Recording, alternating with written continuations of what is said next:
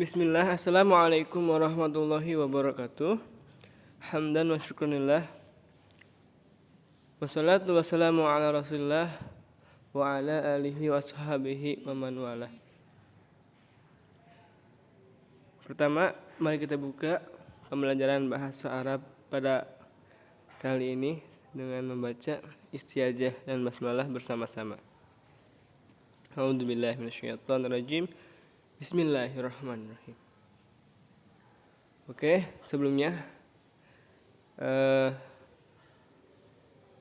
pada pembelajaran kali ini Bu Umah digantikan oleh Bapak ya, Pak Mulia yang ngajar tahsin. Nah,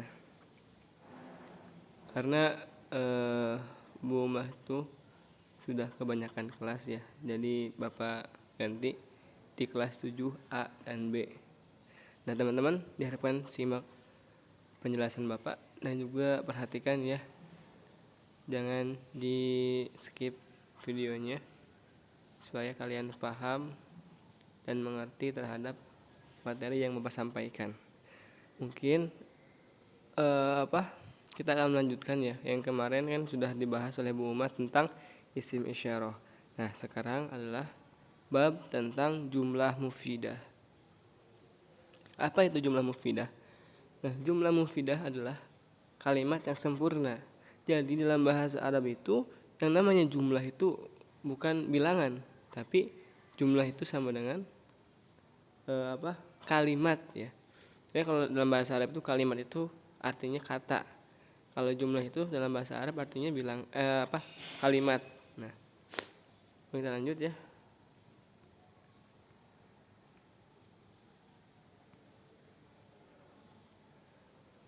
Nah, pengertian jumlah mufidah. Jumlah mufidah adalah gabungan atau susunan dari beberapa kata yang memiliki arti sempurna sehingga dapat dipahami makna maupun tujuannya. Nah, jadi jumlah mufidah itu tersusun ya dari beberapa kata yang memiliki arti sempurna. Jadi artinya sempurna. Contoh, rumah besar itu mempunyai arti yang sempurna. Tapi kalau misalkan kalian bilang rumah, nah kan itu tandanya maksud rumah itu apa? Besarnya, ukurannya, atau indahnya, atau apanya. Nah jadi tidak sempurna artinya kalau sekadar rumah saja, tapi dilengkapi dengan rumah itu besar, al-baitu kabir. Nah seperti itu. Kemudian setelah bahasa, istilah jumlah mufidah terbagi menjadi dua gabungan kata, yaitu jumlah dan mufidah. Jumlah yang dapat diartikan dengan kalimat dan mufidah yang artinya bermanfaat atau sempurna.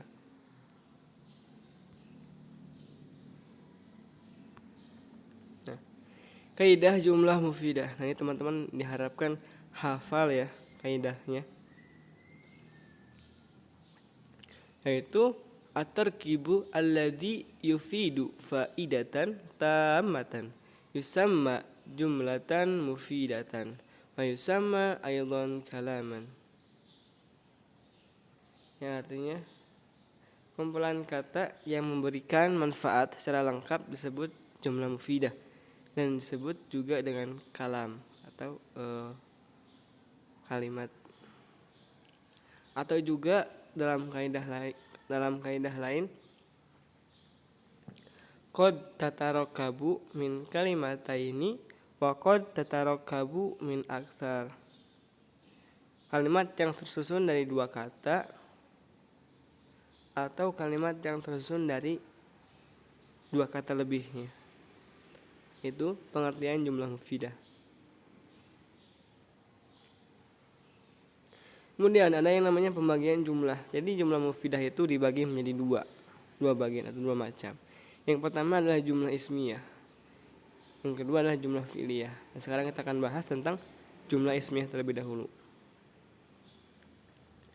Yang disebut dengan jumlah ismiyah adalah sebuah kalimat yang diawali dengan isim atau kata benda. Dalam bahasa Indonesia, jumlah ismiyah dapat dipahami sebagai kalimat nominal. Jadi kalimatnya ini tidak mengandung kata kerja, hanya mengandung kata benda, kemudian keterangan. Contoh, Jumlah ismiyah terdiri dari dua bagian, antara lain mubtada, yakni isim yang dirofakkan yang terletak pada awal jumlah. Jadi ada yang namanya mubtada dan khobar, yakni pemberita mubtada atau kata yang menjelaskan keadaan mubtada serta umumnya berupa isim nakiroh. Jadi isim ismiyah itu hanya ada dua bagian ya, terdiri dari dua bagian. Ada mubtada dan khobar. Contohnya al-ilmu nafi'un. Nah, ilmu itu penting. Lafaz al-ilmu bertindak sebagai mubtada dan lafaz nafi'un bertindak sebagai khobar. Secara umum memang mubtada terletak di depan khobar.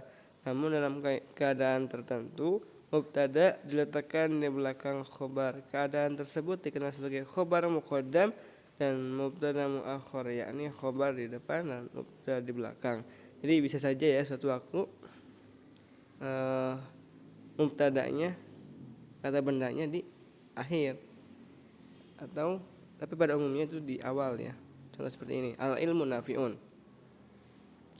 Ketika isim telah memakai alif lam, nah al ilmu, al itu, maka baris dari huruf mim itu tidak dhammah tain, tidak al ilmun tapi al ilmu. Kenapa?